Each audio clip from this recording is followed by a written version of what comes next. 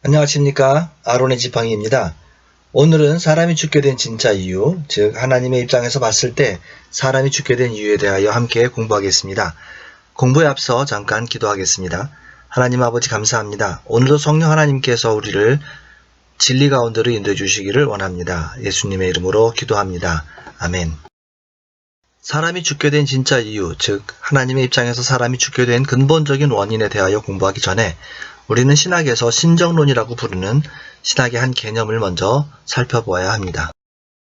신정론이란 사람에게 있는 고통, 악, 죄 등이 어디에서 왔는가, 이 모든 것을 하나님이 만드셨는가 하는 질문에 대한 신학적인 탐구입니다. 아우구스티누스라는 신학자는 악이 신 안에 존재하지 않으며 신이 만든 것 또한 아니라고 주장하였고, 아퀴나스라는 좀 후대의 신학자는 신은 온전히 선하시고 신 안에 어떠한 악도 있을 수 없다. 따라서 악은 선의 결핍이다 라고 주장하였습니다. 종교개혁자인 칼뱅은 악과 고통에 신의 책임이 있다고 보았지만 그것 때문에 신을 불의하다고 할 수는 없다고 보았습니다. 죄는 인간의 타락 때문에 생긴다고 보았습니다. 이렇게 신정론도 시대가 지나며 조금씩 발달하였습니다.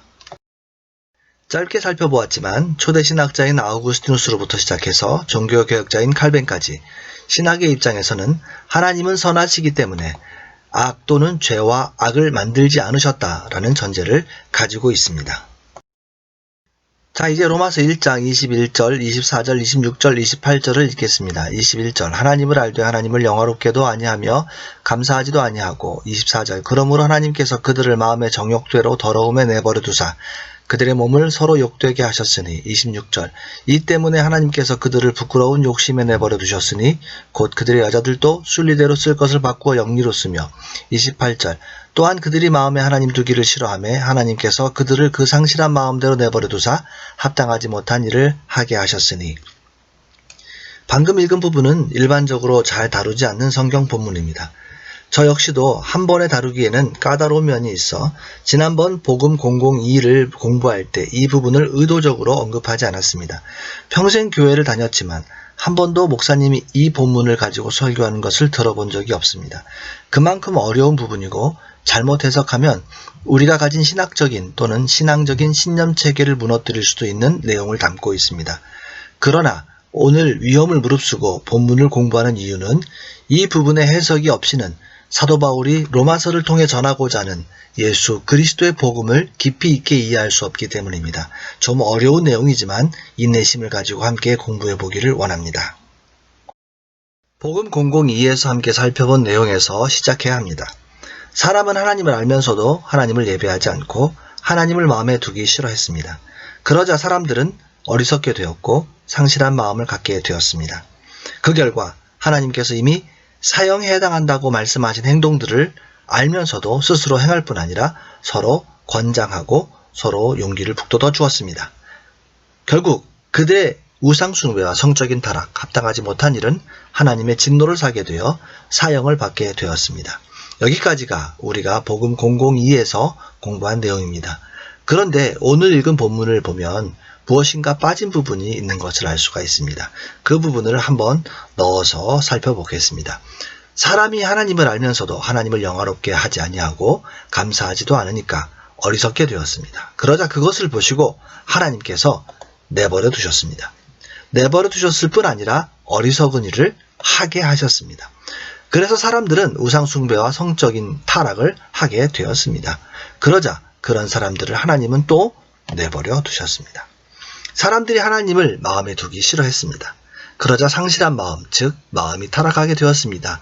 이에 대하여 하나님은 역시 내버려 두셨습니다. 타락한 마음을 가진 사람은 합당하지 못한 일을 하게 되었고 그에 대하여 하나님은 역시 그 일들을 하게 하셨습니다. 그래놓고 그에 대해 하나님은 진노하시고 사형을 내리셨습니다. 지난번에 빠졌던 부분을 넣어서 읽어보았습니다. 하나님께서 막으실 수 있었는데 내버려 두셨다는 내용입니다.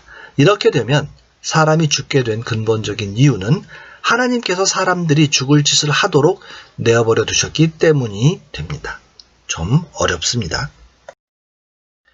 한 가지 예를 들어드리겠습니다. 예전에 제가 친하게 지내던 분 중에 집에 수영장을 갖고 계신 분이 있었습니다.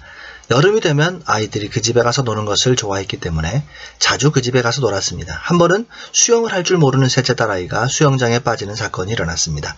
수영장 반대편에 있던 저는 아이에게 뛰어가 물에서 건져 올렸습니다. 그날도 놀기 전에 주의를 주었지만 노는데 정신이 팔려 순간 사고가 난 것입니다. 사실 이런 일이 발생할 것을 아이를 키우는 부모는 알고 늘 살피고 보호합니다.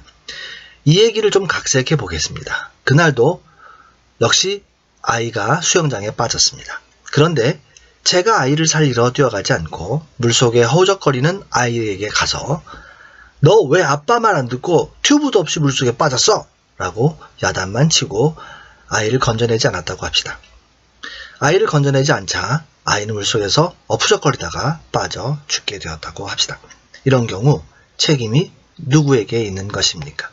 어린아이를 혼자 집에 두었거나 위험한 상황이 일어날 것을 알면서도 방치하여 죽게 된다면 미국의 경우에는 살인죄에 해당한다고 합니다.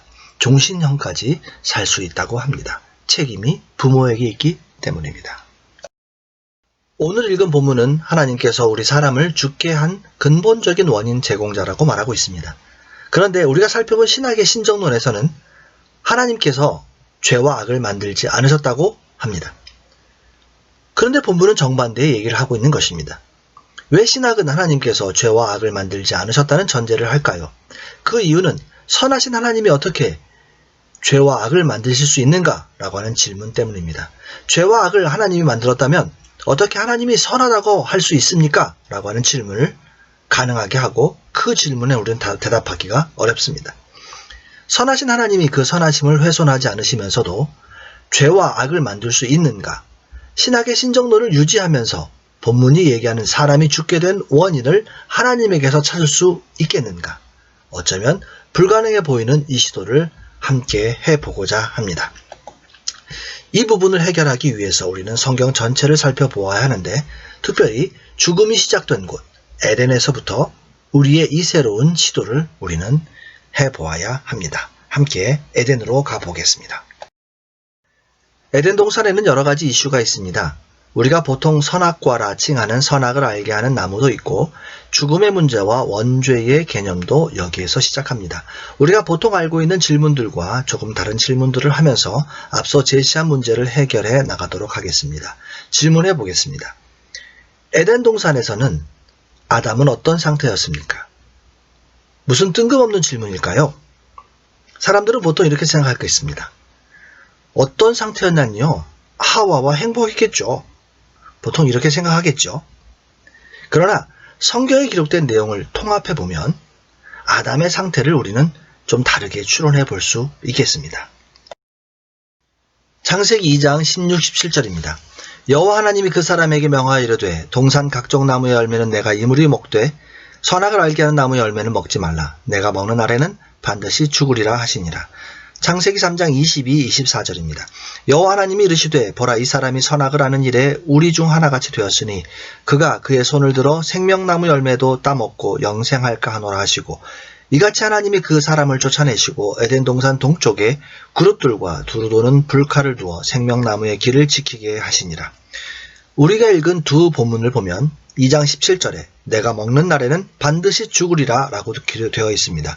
선악과를 먹지 않았기 때문에 아담은 아직 죽음이 그에게 도달하지 않은 상태였다고 볼 수 있습니다. 3장 22절에 영생할까 하노라 라고 쓰여 있는 것을 볼 때 아담은 아직 영생이 없는 상태였습니다. 영생할 것을 막기 위해 에덴 밖으로 쫓아내신 것으로 묘사되고 있기 때문입니다. 이 두 부분을 통해 우리는 좀 색다른 결론을 얻을 수 있을 것입니다. 에덴 동산에서 선악과를 먹지 않았던 시기에 아담에게는 아직 죽음이 없었습니다. 어쩌면 죽음이라는 개념도 아직 몰랐을 가능성이 큽니다. 그런데 생명나무 열매도 먹지 않았기 때문에 영생도 없는 상태였습니다. 무슨 말일까요? 아담은 영생이 없는데 죽지도 못하는 상태에 있었다는 말입니다. 좀 속되게 표현하면 이렇습니다. 영생도 없는 것이 죽을 수도 없어가지고 말입니다. 무슨 상태이죠? 그렇죠. 보순된 상태입니다. 이 상태가 바로 에덴 동산에서 선악을 알게 하는 나무의 열매 앞에서 뱀에게 유혹을 당하던 아담과 하와의 상태였습니다. 좀 어렵게 느껴질 수도 있습니다. 그러나 합리적인 추론이니까 일단 아담이 에덴 동산에서 모순된 상태에 있었다는 것을 받아들이고 그런 시각으로 아담을 보려고 노력해 보면 좋을 듯 합니다. 자, 이제 에덴 동산에 대한 다른 질문을 해보겠습니다. 만약 에덴 동산에서 아담이 영생도 없는데 죽지도 못하는 모순된 상태에 처해 있었다면 왜 하나님은 에덴 동산에 모순된 상태로 아담을 있게 하셨을까? 라고 질문해 볼 수 있을 것입니다. 이 질문을 좀 다른 방식으로 해보겠습니다. 에덴 동산은 아담이 원래 있어야 할 곳이었나? 우리는 종종 농담 삼아 이렇게 얘기합니다. 왜 아담이 선악과를 먼저 먹어가지고 우리가 이렇게 고생하는지 모르겠어. 생명나무 열매를 먼저 먹었어야 하지 말이야. 그러면서 원래 우리가 있어야 했던 그 낙원을 잃어버렸다고 속상해합니다. 과연 에덴 동산은 우리 인간이 원래 있어야 할 곳, 그런 곳이었을까요? 창세기 2장 8절 15절을 읽겠습니다. 여호와 하나님이 동방의 에덴에 동산을 창설하시고 그 지으신 사람을 거기에 두시니라. 15절. 여호와 하나님이 그 사람을 이끌어 에덴 동산에 두어 그것을 경작하며 지키게 하시고, 이 본문을 보면 에덴에 동산을 창설하시고 그 지으신 사람을 거기에 두셨다, 이끌어 두어 라고 두 번 반복하여 기록하고 있습니다. 두시다라는 단어는 옮겨서 놓다라는 뜻입니다. 15절의 경우에 더 분명하여 이끌어 라는 표현을 씁니다. 하나님께서 무슨 이유인지 모르지만 사람을 먼저 지으시고 에덴이라는 곳을 그 다음에 따로 창설하신 후 그곳에 아담을 옮겨 놓으셨다는 말이 됩니다. 이렇게 이해하는 또 다른 근거는 창세기 2장 22절에서 24절입니다. 읽어보겠습니다. 여호와 하나님이 이르시되 보라, 이 사람이 선악을 아는 일에 우리 중 하나같이 되었으니 그가 그의 손을 들어 생명나무 열매도 따먹고 영생할까 하노라 하시고, 여호와 하나님이 에덴 동산에서 그를 내보내어 그의 근원이 된 땅을 갈게 하시니라. 이같이 하나님이 그 사람을 쫓아내시고 에덴 동산 동쪽에 그룹들과 두루 도는 불칼을 두어 생명나무의 길을 지키게 하시니라. 내보내어 쫓아내시고 라고 기록되어 있습니다. 이 말은 에덴 동산이라는 곳으로부터 내보내다, 에덴 동산이라는 곳으로부터 쫓아내다 라는 말이 됩니다. 에덴 동산 바깥으로 쫓겨난 것입니다. 창세기 3장 23절에 여호와 하나님이 에덴 동산에서 그를 내보내어 그의 근원이 된 땅을 갈게 하시니라. 여기 보면 그의 근원이 된 땅을 갈게 하셨다 기록되어 있습니다. 내보내시면서 그 내보내신 곳이 그의 근원이 된 땅이라고 합니다. 원래 있어야 할 자리인 것입니다. 내보내시면서 하나님께서 아담에게 말씀하십니다. 창세기 3장 19절을 읽겠습니다. 내가 흙으로 돌아갈 때까지 얼굴에 땀을 흘려야 먹을 것을 먹으리니 내가 그것에서 취함을 얻어 입었습니다. 너는 흙이니 흙으로 돌아갈 것이니라 하시니라. 원래 너는 흙이었으니까 흙으로 돌아갈 것이다 라는 말씀입니다. 땀을 흘려야 먹을 것을 먹으리니, 이 말씀은 에덴에서는 땀을 흘리지 않아도 먹을 수 있었다는 말로 우리는 이해합니다. 또한 우리가 다 알고 있듯이 에덴 동산에서는 하나님과 아담과 하와가 함께 거닐었습니다. 성경 전반에 걸쳐 사람이 하나님을 직접 뵈면 죽는다라고 기록되어 있습니다. 그런데 아담은 에덴 동산에서 하나님과 함께 거닐었고 마주보고 대화한 것처럼 기록되어 있습니다. 그렇게 본다면 어쩌면 에덴 동산은 아담과 하와가 원래 있어야 할 곳이 아니라 하나님께서 어떤 의도를 가지고 특별하게 에덴 동산을 창설하시고 그곳에 아담과 하와를 초청하셔 놓으신 곳이, 그런 곳이 아닐까라고 우리는 생각해 볼 수 있겠습니다. 이렇게 생각해 본다면 에덴 동산은 선악을 알게 하는 나무 열매를 먹지 않는다는 전제 하에서 보면 죽음이 지배하지 않는 곳이 됩니다. 영생하는 생명나무가 있었으므로 원한다면 영원한 생명을 얻을 수 있는 가능성도 있는 좀 특별한 곳이었다고 우리는 추론해 볼 수 있겠습니다. 에덴의 동산을 창설하시고 아담을 두셨습니다. 선악을 알게 한 나무 열매를 먹자 내어 쫓아 보내셨습니다. 그리고 너는 흙이니 흙으로 돌아갈 것이니라고 말씀하셨습니다. 그렇다면 에덴 동산은 어쩌면 하나님께서 영원한 하나님의 나라, 즉 죽음이 지배하지 않고 하나님과 함께 거닐며 땀을 흘리지 않아도 먹고 살 수 있는 곳, 하나님과 영원히 사는 것이 가능한 곳, 하나님 나라가 어떤 모습인지 아담에게 체험시키기 위해 하나님께서 특별히 구별하여 만드신 하나님 나라의 체험 공간, 하나님 나라의 모델 하우스 같은 곳이었다라고 이해해 볼 수 있을 것입니다.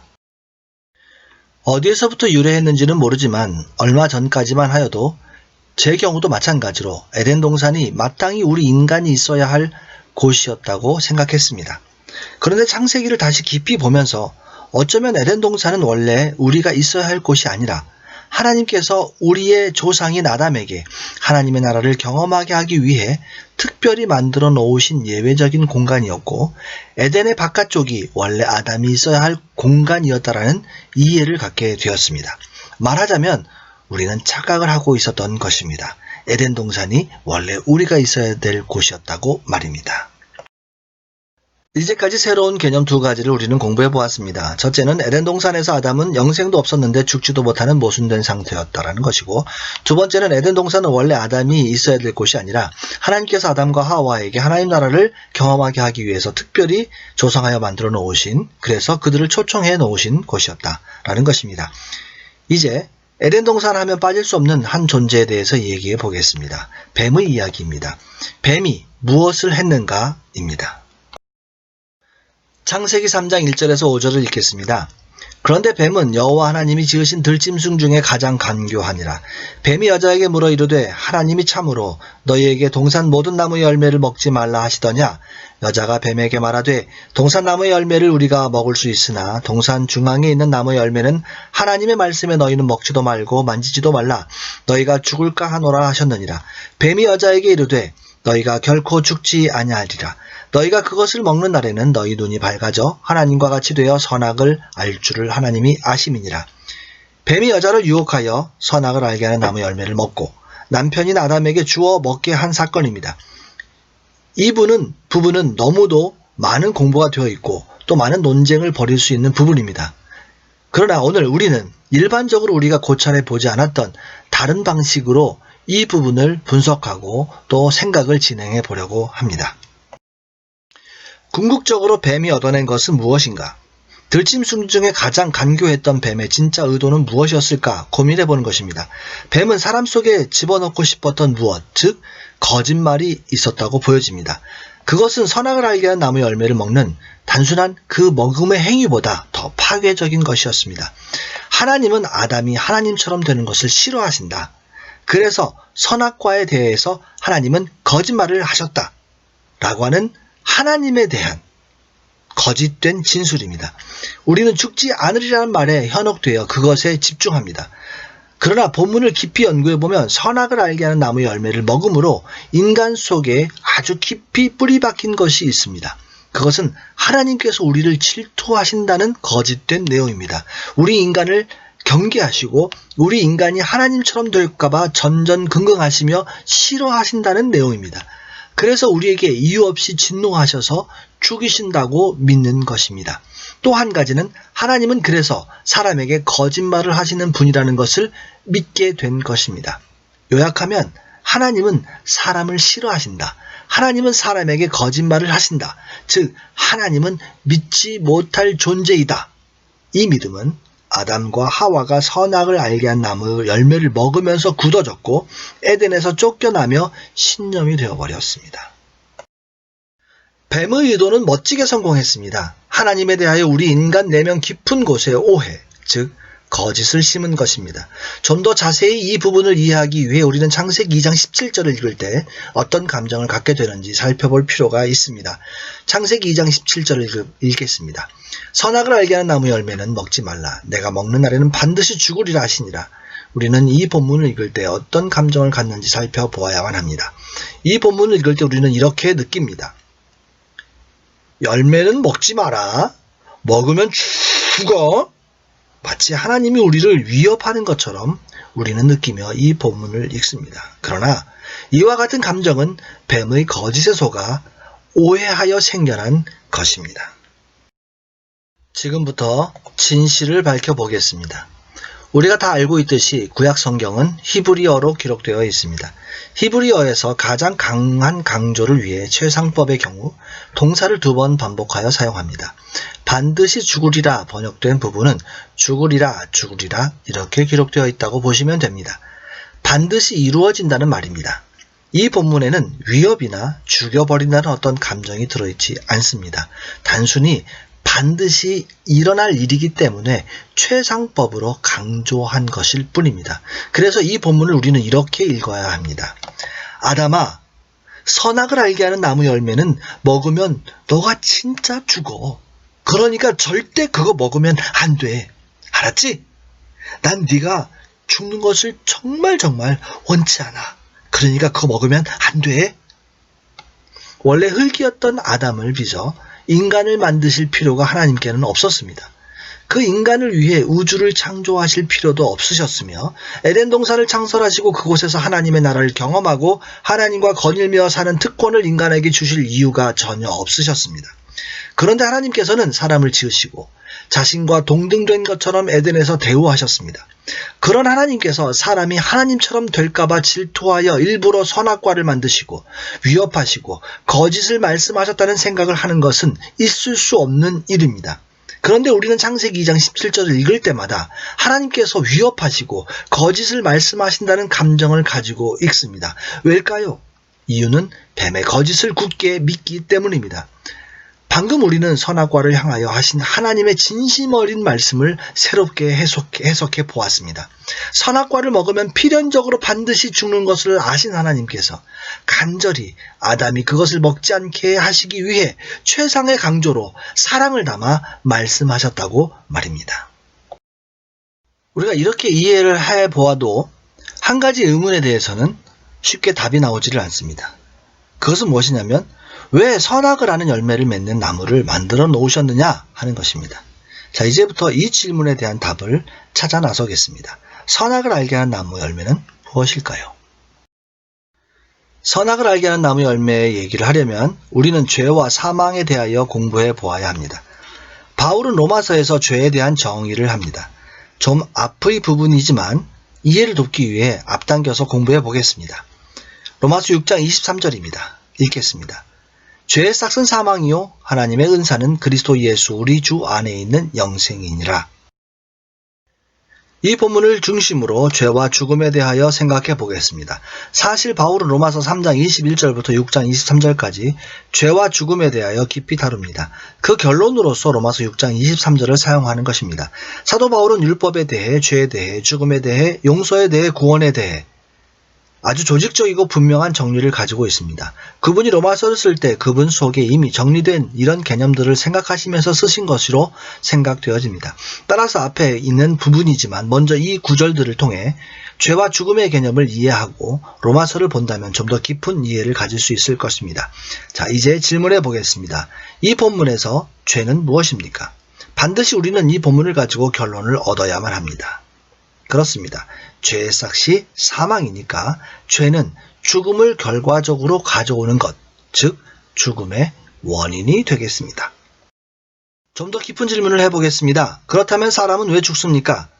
현재 우리는 로마서 6장 23절인 죄의 싹은 사망이라는 구절을 가지고 죄의 정의를 내리기 위해 질문을 하고 있습니다.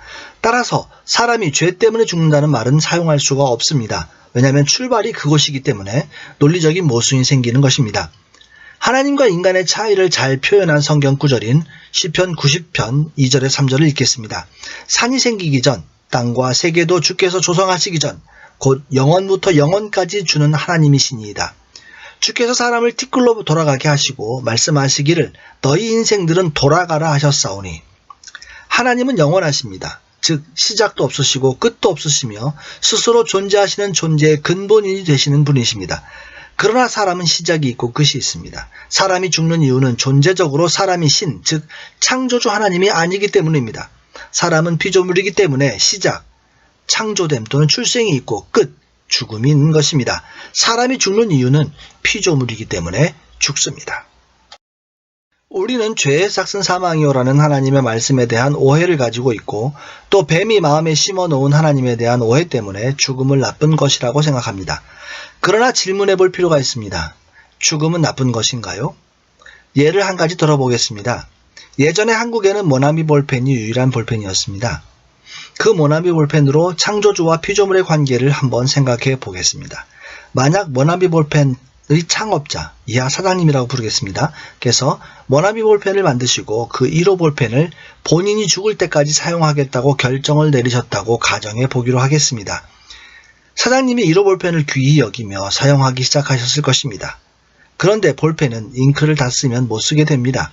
얼마간 사용하니까 잉크를 다 사용하게 되었습니다. 사장님은 1호 볼펜을 본인이 죽을 때까지 사용하기로 했기 때문에 어떻게 하셨을까요? 그렇죠. 그분은 공장에 내려가셔서 볼펜심을 꺼내 그곳에 다시 잉크를 채워 넣으셨겠죠. 그렇게 몇 년을 사용하니까 이제는 볼펜 앞에 있는 볼이 고장이 나 버렸습니다. 사장님은 역시 그날도 공장에 내려가셔서 볼펜의 볼을 고쳐 사용하셨을 것입니다. 이렇게 10년 정도 사용하시자 이제는 볼펜 자체의 플라스틱이 부서지기 시작합니다. 도저히 사용하기 힘든 상황이 되었습니다. 그렇게 되면 사장님은 결정을 해야 하시겠죠. 그 부서지는 볼펜을 다시 재생산하시든지 버리시든지 말입니다. 만약 사장님이 10년 썼으면 많이 썼네 라고 생각하시며 이제 버려야겠다 라고 결정하시면, 그리고 쓰레기통에 그 1호 볼펜을 버렸다면 그것이 나쁜 것인가요? 그렇지 않습니다. 볼펜을 만든 제작자가 다 쓰고 그것을 버리는 것은 당연한 것입니다. 사람이 죽는 것, 그것은 당연한 것입니다. 피조물이 태어나 살다가 늙어 또는 병이나 사고로 죽게 된다면 그것은 당연한 피조물의 속성의 결과일 뿐입니다. 그런데 만약 모나미 볼펜 사장님이 1호 볼펜을 버리는 것을 나쁜 것이라고 규정하고 그것을 다시 재생하여 원래 생각대로 다시 자신이 살아있는 동안 곁에 두고 가지고 있기로 결정하셨다면 그 순간 1호 볼펜을 버리는 것은 나쁜 것이 되는 것입니다. 자, 그럼 죽음은 어떤가요? 만약 죽음이 피조물의 속성이라면 죽음은 나쁜 것이라고 할 수 없습니다. 사람이 죽는 이유가 하나님이 아닌 피조물이라 죽는다면 죄의 싹은 사망이다라는 정의에서 출발한 죄는 무엇인가에 대한 대답은 이렇게 될 것입니다. 사람이 죽게 된 근본 원인이 죄이다. 사람이 죽는 이유는 피조물이기 때문이다. 결국 죄는 피조물됨의 결과이다. 좀 한 발짝 더 나아가면 죄는 하나님과 인간의 존재적인 차이입니다. 좀 놀라셨죠? 이 정의를 교회에서 우리가 배운 방식대로 표현해 보겠습니다. 죄는 피조물이 마음대로 사는 것이다. 죄는 피조물이 하나님 없이 사는 것이다. 죄는 피조물이 자신을 창조하신 하나님 없이 살아서 그 자신의 본래 속성대로 죽는 것이다. 이렇게 보니까 원래 우리가 가지고 있던 정의와 같죠. 그러나 그 이해의 깊이가 조금 깊어진 것이 차이라면 차이입니다. 당연한 것이겠죠. 모나미 1호 볼펜 사장이 그것에 가치를 부여하였을 때의 존재가 지속되었던 것과 마찬가지로 사람 역시 창조주 하나님이 가치를 부여했을 때 비로소 가치 있는 존재인 것입니다. 우리는 살면서 종종 이 사실을 잊습니다. 어찌되었건 방금 우리가 내린 죄의 정의는 우리에게 한 가지 질문을 줍니다. 그러면 왜 우리는 죄를 나쁜 것이라고 여길까 말입니다. 죄를 짓는다고 하면 죄 짓지 말라고 합니다. 실제로 신학은 원죄와 자범죄 또는 고범죄로 죄를 나누기도 합니다. 왜 죄가 나쁜 것이 될까요? 그것은 하나님께서 그것을, 즉 사람이 죽는 것을 동의하지 않으시기 때문입니다. 사람이 죽는 것이 당연한데 하나님께서 그 사람이 본질대로 죽는 것을 불편해 하신다는 것입니다. 그래서 하나님이 사람이 피조물로 살다 피조물로 죽는 것을 나쁘다고 선언하는 것입니다. 그것을 죄의 결과라고 선언하시면서 그러면 안 된다고 하시는 것입니다. 마치 모나미 1호 볼펜 사장님이 1호 볼펜을 계속 보존하기로 결정하신 것처럼 하나님이 우리 인간을 피조물이지만 피조물로 취급하지 않으시기로 결정하셨다는 말입니다. 하나님은 우리 인간을 원래 창조하실 때부터 하나님과 같이 창조하셨습니다. 그 창조의 동기 안에 이미 창조자와 피조물의 차이를 인정하지 않으시겠다는 의지가 담겨 있는 것입니다. 이 부분은 나중에 우리가 깊이 있게 다룰 기회가 있을 것입니다. 그러면 왜 하나님은 사람이 죽는 것을 죄라 명하시고 문제를 삼으셨을까요? 이제부터 그 이유를 살펴보겠습니다. 누가복음 15장 11절에서 32절입니다. 탕자의 비유입니다. 12절, 13절 그리고 24, 32절만을 읽겠습니다. 12절 그 둘째가 아버지에게 말하되 아버지여 재산 중에서 내게 돌아올 분깃을 내게 주소서 하는지라 아버지가 그 살림을 각각 나누어 주었더니 13절 그 후 며칠이 안 되어 둘째 아들이 재물을 다 모아가지고 먼 나라에 가 거기서 허랑방탕하여 그 재산을 낭비하더니 24절 이 내 아들은 죽었다가 다시 살아났으며 내가 잃었다가 다시 얻었노라 하니 그들이 즐거워하더라. 32절 이 내 동생은 죽었다가 살아났으며 내가 잃었다가 얻었기로 우리가 즐거워하고 기뻐하는 것이 마땅하다 하니라. 사랑이란 무엇일까요? 죽을 짓을 할 것을 알면서도 그럴 수 있는 자유를 보장하는 것이 사랑입니다.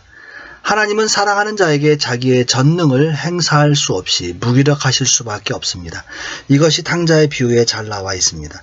탕자의 비유를 보면 아버지가 아들에게 이런 자유를 줍니다. 예수님께서 이 탕자의 비유를 말씀하신 시기에 팔레스타인에서는 아들이 아버지가 살아있는데 유산을 달라고 하는 행위를 했다면 돌에 맞아 죽을 수 있는 큰 죄에 해당하였다고 합니다. 이해를 돕기 위해 약간 극단적인 예로 설명하겠습니다. 어느 날 작은 아들이 아버지에게 면담을 요청합니다. 그런데 아들의 손에 칼이 들려 있는 것입니다. 모두가 놀라 바라보고 있는데 아들이 아버지 앞에 놓인 탕자에 가져온 칼을 꽂습니다. 그러면서 말합니다. 아버지, 제 칼에 돌아가시겠습니까? 아니면 제 몫의 유산을 주시겠습니까? 이렇게 말을 하는 상황과 유사한 상황이 탕자의 비유의 상황입니다. 적어도 당시 이 사회에서는 이 정도의 충격을 가져다주는 사건이었다는 것입니다. 이 경우 아버지는 종들을 명하여 그 버릇없는 아들을 잡아 처단할 수 있는 권리가 있었습니다. 그러나 페류나의 아버지는 껄껄껄 웃으시면서 대답하십니다. 내가 내 손에 죽을 수는 없고 알았다. 내 몫을 떼어주마. 그러시면서 그 자리에서 아들에게 유산을 물려주십니다.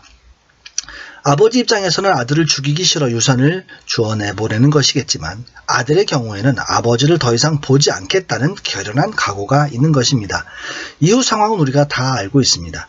아들은 아버지를 떠나 가진 돈을 다 탕진하고 죽을 상황에 놓이게 됩니다. 그래서 아들이라는 위치는 바라지도 않고 단지 생명을 보존하기 위해 아버지에게 종으로 받아달라 요청하기 위해 돌아갑니다. 그는 알고 있는 것입니다. 아버지 집에서는 종도 풍요하다는 것을 말입니다. 아버지는 아들이 자신을 버리고 죽음의 길을 갈 것을 아시면서도 아들에게 유산을 주셨습니다.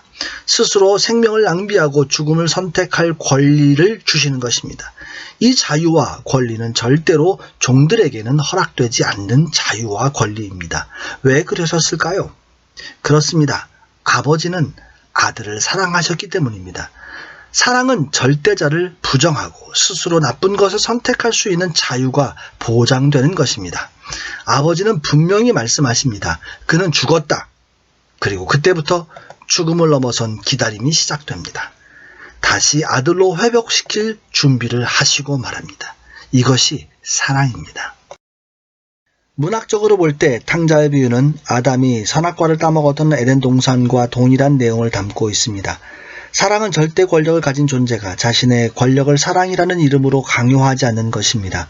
사랑을 받는 대상은 비록 그가 하나님일지라도 그의 사랑을 거절할 자유가 있는 것입니다. 그 자유가 권리로 보장되었을 때 비로소 진정한 사랑으로 인정되는 것입니다. 만약 거절할 수 있는 자유가 실제로 보장되고 행사된 상황에서 대상자가 돌이켜 사랑을 고백한다면 진정한 사랑이 이루어진 것이 될 것입니다. 어쩌면 예수님은 탕자의 비유를 통해 하나님께서 아담과 하와를 어떻게 사랑하셨는지 보여주기 원하셨는지도 모릅니다. 우리는 기억하지 못하고 있을지 모르지만 하나님께서는 우리 내면 깊은 곳에서 아담이 전해준 에덴 동산의 추억을 그리워한다는 것을 일깨워 주시기를 원하셨는지도 모릅니다. 예수님께서는 창세 이래로 죽음의 지배를 받는 우리에게 말씀하시는 것입니다. 돌아오면 된다. 죽음은 너의 속성이나 다시 아들 삼는 부활은 나 여호와의 능력이요 사랑이다. 원래 하나님께서는 사람을 창조하실 때 하나님으로부터 하나님처럼 창조하셨습니다. 그리고 하나님처럼 살 수 있도록 영생을 준비해 놓으셨으며 에덴에서 그 삶을 경험하게 하셨습니다.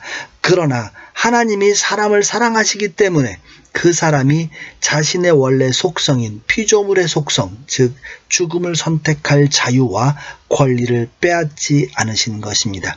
그래서 하나님은 선악을 알게 하는 나무의 열매 앞에서 스스로 무력하셨던 것입니다. 왜요? 사랑하시니까요.